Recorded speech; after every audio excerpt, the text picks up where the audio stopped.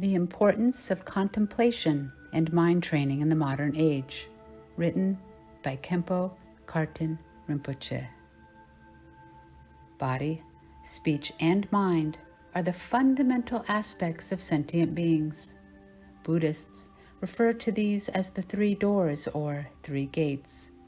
Whether one desires to open these doors towards virtuous or non-virtuous deeds depends on the mind and how well the mind has been trained. For example, when we say a person is good, what do we actually mean?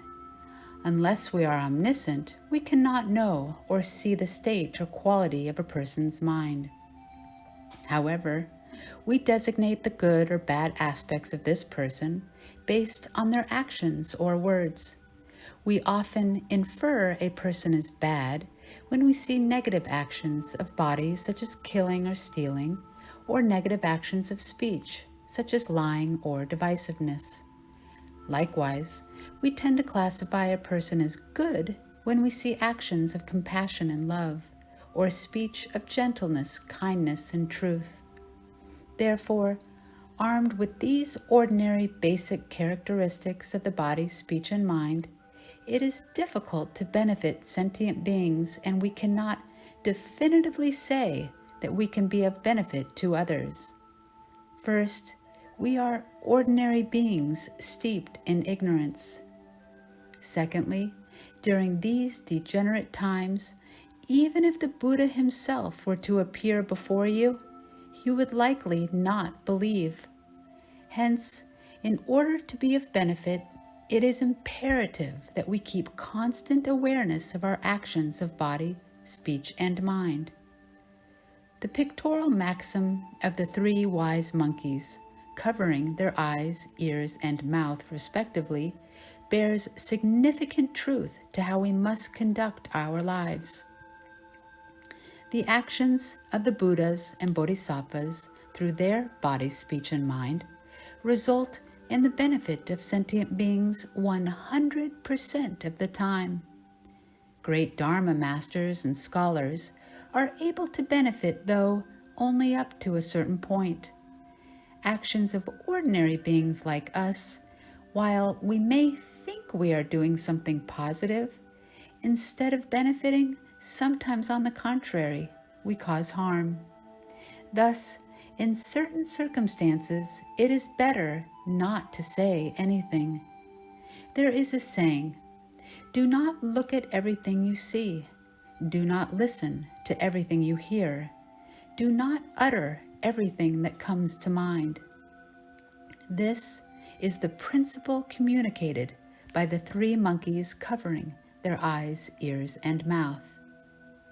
Before many years ago, during the age of the perfection, in the time of the Gampopa masters, when Buddhism was widely prevalent in Tibet and the Himalayan regions, there was a fundamental consensus that everything completely depended on the mind. Out of the three states of body, speech, and mind, the mind was considered the most important and given the highest attention. Therefore, if you are able to train the mind efficiently, then everything stemming from that state of mind is beneficial.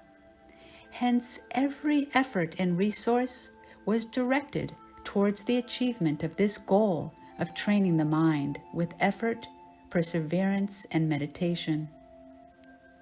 Through such concerted efforts and gradual improvements, many were able to attain the ultimate path to liberation, as is stated in the Heart Sutra, Teata Gate Gate Paragate Parasamgate Bodhi Soha.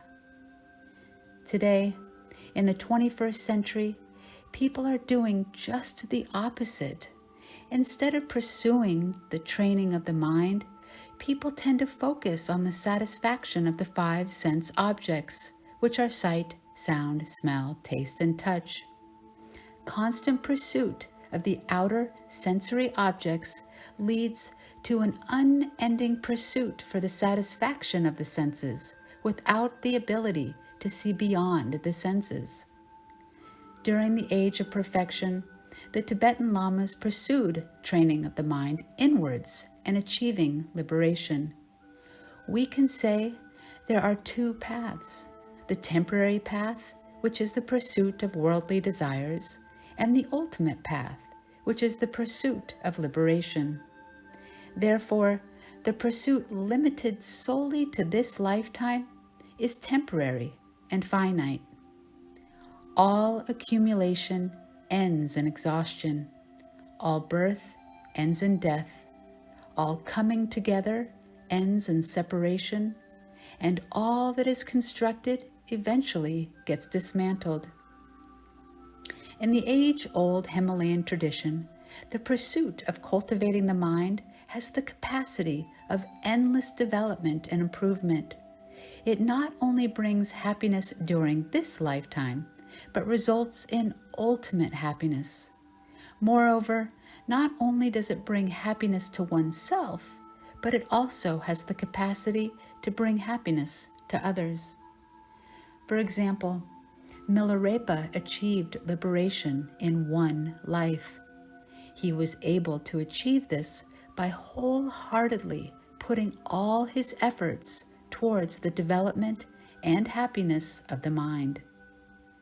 As the Tibetan saying goes, give less importance to food, clothes, and fame in order to achieve happiness.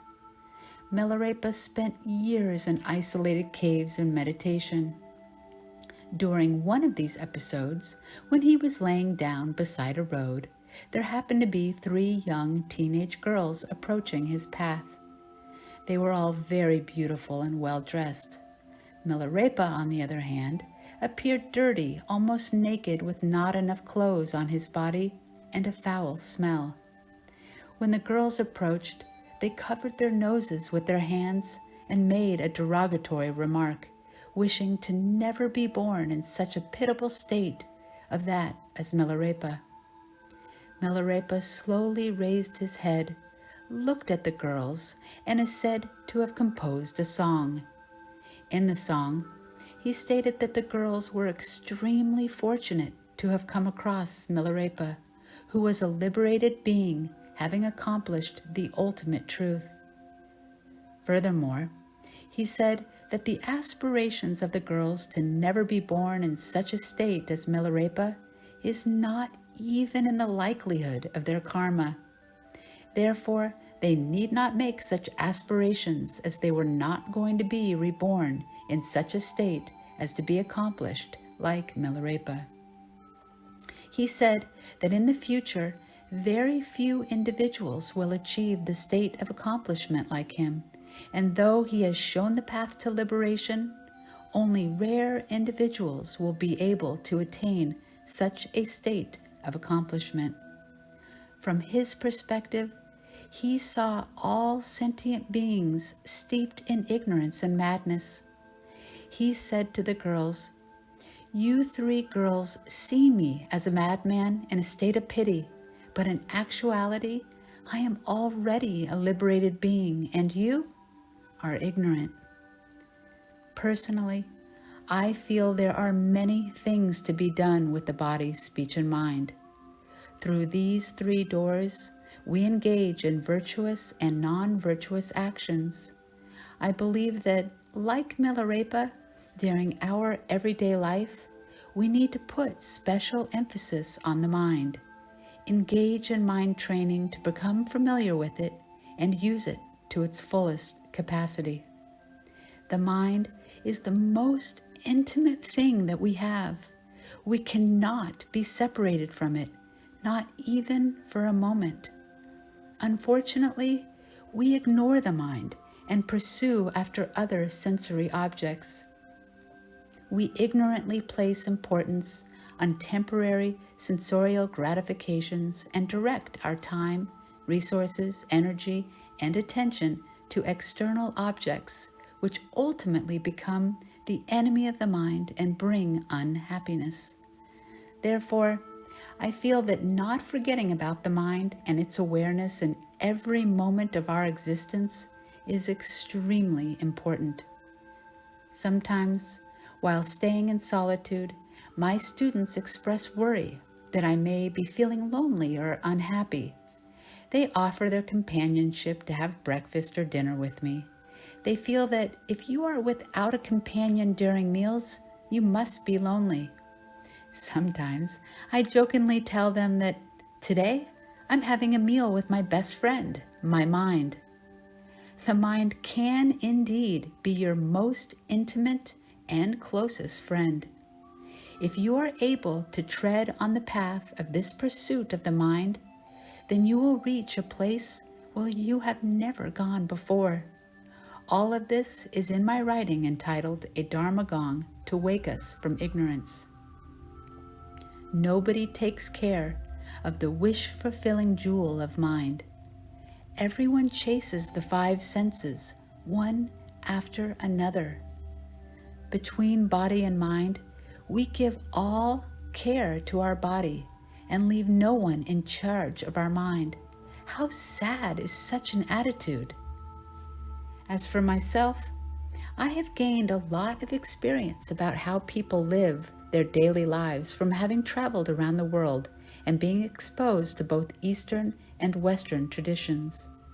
Before the Manjushri Dharma Center was established in California, I had the opportunity to live in the homes of many families and interact with them daily. They were all very kind to me. After a meal, they would often say, "Now that we have 3 hours of free time, what should we do? Either we go to the beach or hike or see a movie, etc." Their suggestions felt quite strange to me, as my intention after lunch with some free time on hand was to use it to sit in contemplation about the mind. This occurrence was almost universal with every family. Having spent much of my life in Tibet with a background and habituation in meditation and contemplation, I have come to consider the ultimate duty of an individual to be training the mind, becoming familiar with the mind. I feel people are constantly in the pursuit of doing something, whether it be physically doing something, verbally speaking, etc. Not much emphasis is placed on the workings of the mind. And if they do consider the mind to be important, it's not on the top of their list of priorities. Anything can indeed be accomplished, and what gets accomplished is based on how you prioritize it. I feel that the pursuit of physical and external objects have been accomplished by us through many of our lifetimes. In our past life, we most definitely must have done something similar to what we are doing now. As is said in the teaching, A Dharma Gong to Wake Us from Ignorance, taking care of external house and wealth keeps us busy day and night, leaving no one to take care of the inner essence of our mind. How did we act before? Look at our present body, and it is clear. Where will we go next life? That is in our hands right now. We don't have to ask for divinations and fortune-telling. We can say with certainty that our past life has been occupied in the pursuit of physical senses with the result of being born as we are today. Therefore, it is said, to know your past, look at what you are today, and to know the future, look at your actions of today. Since ultimate happiness comes from the mind, it is imperative for us to change our course of action and look inwards toward the mind. Our most trusted friend, guru, and deity is the mind. Forsaking the treasure of the mind and replacing it with the counterfeit treasures of the outer world only brings disappointment and unhappiness.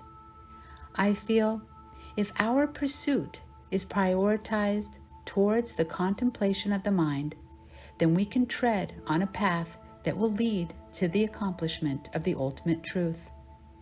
Our basic monkey mind is easily distracted, and this distraction is exemplified and compounded with everything that surrounds us in these so-called modern times, with enticements of gadgets, advertisements, activities, etc. This creates an environment where an individual is unable to just sit and contemplate. Therefore, it is important to just sit and meditate on the mind with techniques such as meditation focusing on the breath. When someone says that they're staying at home, it doesn't refer to just sitting and doing nothing. The individual is engaged in doing something, keeping themselves busy by reading a book or watching a movie. Detaching from any form of physical and speech activity and the pursuit of just sitting with the mind is important. To reinforce the importance of sitting in meditation, I will recount a particular story of Milarepa and his student Gampopa. After Milarepa had given teachings and instructions to Gampopa for 12 years, he said that he had a very special and exclusive teaching he wanted to give Gampopa. Gampopa was very curious to what kind of teaching it could be, since he had already received the entirety of Milarepa's teachings. On Gampopa's last day with Milarepa, they went to the edge of the riverbed and bid farewell. When Gampopa crossed over to the other side of the river, he suddenly remembered the special teaching Milarepa had promised him. So he shouted back to Milarepa and said he would return across the river in order to receive the special teaching. Milarepa shouted back that he need not come back across the river. He would give it from across the river. Then Milarepa lifted his lower garment and showed Gampopa his bottom that had become completely calloused because of all the years of sitting in meditation and contemplation. This was indeed a profound final teaching to Gampopa that emphasized sitting in meditation is much more important than Mahamudra or the 6 yogas of Milarepa. I feel that in this modern era, after retirement, with daily living provided for some, with a pension or savings, there is the opportunity and the time to sit in contemplation. However, many still continue to engage further pursuits and schedules that keep them busy. I feel that even though our younger years have been spent in mundane, worldly pursuits, in retirement, there is every opportunity to just sit, as Milarepa had indicated in his final display to Gampopa. Today, I wanted to express my views out of compassion for my students who have developed a karmic relationship with me as a teacher. I hope this will be of benefit to all of you.